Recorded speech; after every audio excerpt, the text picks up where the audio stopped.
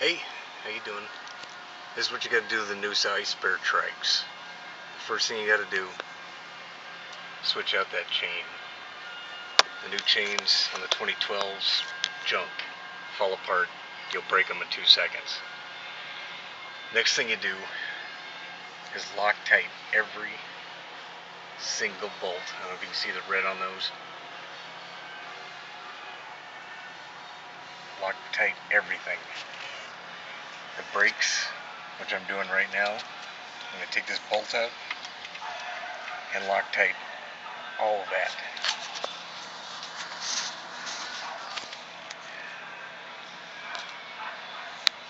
And when I say lock tight everything, I mean lock tight everything. This is the cushion for the seat. I'm going to just take a little bit of this Loctite. Here's my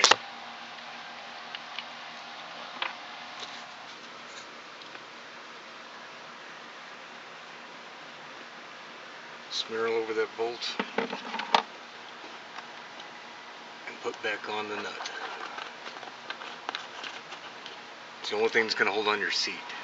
To get underneath the seat, you need to unbolt this shock mount. Lift it up.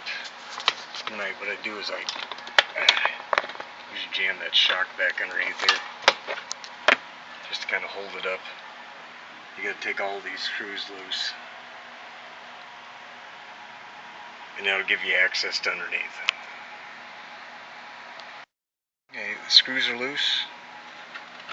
You can pick out this battery box. Boom. And it'll sit right here on the foot stand on the side. This thing will go up, and the shock will actually fit right underneath this lip. Most of the time, like that, hold up your seat. You need to get in there and twist that. That's your float for the gas tank, and move that a couple times just to make sure it works. The Cyclones, I usually remove the fuel pump and replace them, and I am currently throwing the old carburetor away too that it comes with. You can't adjust them, they're a pain in the ass. I'm going to put a little performance carb on there. I do it with all of our bikes. Right here is supposed to be an air-fuel mixture. Sometimes you get lucky, you can drill that out and there's actually a screw underneath there. Most of the time you're fucked and you can't. But I'm just going to throw in a junk and put a new carburetor in here. Okay, there's a performance carburetor. Performance intake, high carb. It's got a better choke on it, better diaphragm, and of course to go with the foam filters. The original filter here, as you can see, here's the one that came with, and it usually takes a few miles to do this, but this one actually came like it, so it's, solves that problem. Cracked. They do that when you go down the road and pieces of it fall off, so it's not the most fantastic thing in the world. Just get rid of it, get a new one. Fuel pump, which is right, the fuel gauge, excuse me. I reach in with a pair of pliers.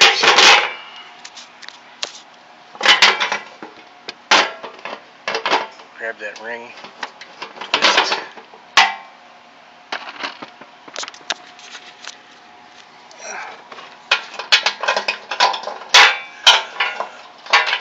Oops, there's a little tab right here.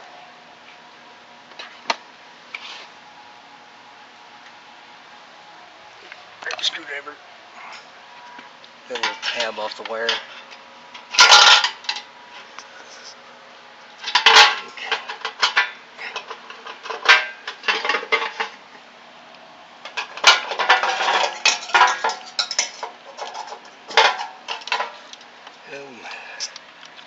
There's your float. Make sure that float arm moves. This is one of the good ones. usually that little clip right here in the backside is jammed on so tight that thing can't move. So if it's like that, you just take that little washer, pair of pliers, loosen it up a little bit, you can get it to move. Then of course you just take it, slide it back in there.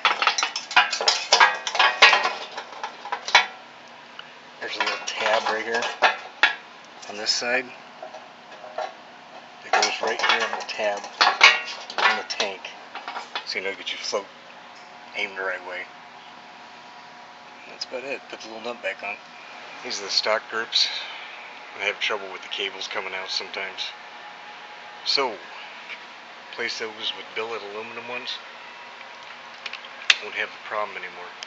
I'm also going to take the emergency brake lever off right here, and I'm going to cut these notches deeper so you can actually have a parking brake. Half the time, because these notches aren't deep enough, the parking brake will pop off in the bike, especially if you're on a hill down the street. So take this off, grind these down a little bit so you get a little deeper notch. I'll take a picture of it after I get done. As you can see, cut those notches a lot deeper. You'll never have a problem with your parking brake. It won't let go until you want it to let go. That's what it's supposed to do. All I gotta do is pop it back on.